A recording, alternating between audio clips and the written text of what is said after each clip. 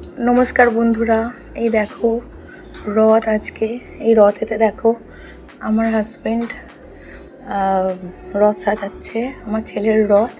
ছেলে তো পড়াশোনা করতে বসেছিল কিন্তু কোনো মন লাগেনি পড়াশোনা করতে, তাই উঠে পড়লো।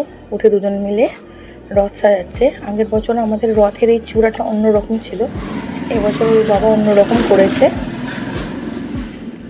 ইয়েলো, ব্লু, রেড এই কালারের পেপার আনা হয়েছিল।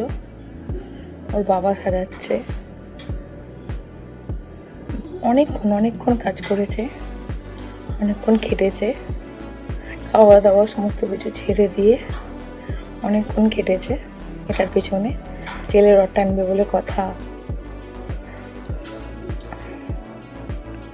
এই দেখো, এই যে পেপারগুলো দিয়ে সাজানো হয়ে গেছে, তাও অর্ধেকটা বাকি আছে এখনো, আস্তে আস্তে হচ্ছে। অনেকগুলো চুমকি কিনে নিয়ে এসছে, সেগুলো দিয়েও সাজাবে বলে রথটা। এই দেখো আমাদের মন্দিরের চূড়ার উপরের অংশটা সিলভার কালার হচ্ছে। ছেলে বলছে তো দারুণ দারুণ বাবা, দারুণ হয়েছে। ছেলে তো প্রচণ্ড খুশি। এই যে আস্তে আস্তে আমরা এগুলো দিয়ে সাজাচ্ছি, সুন্দর সুন্দর করে সাজানো হচ্ছে। এখনও পতাকাটা বাকি আছে, পতাকাটা এখনও হয়নি। প্রায় 4 ঘন্টা লেগেছে এটা সাজাতে, ঠিকঠাক করতে। এই যে এবার কমপ্লিট। এই যে দেখুন, এই যে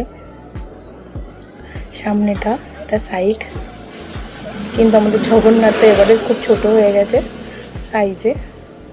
এই যে আমাদের জগন্নাথ পাথরের পুরোটাই। এই যে কমপ্লিট রথ।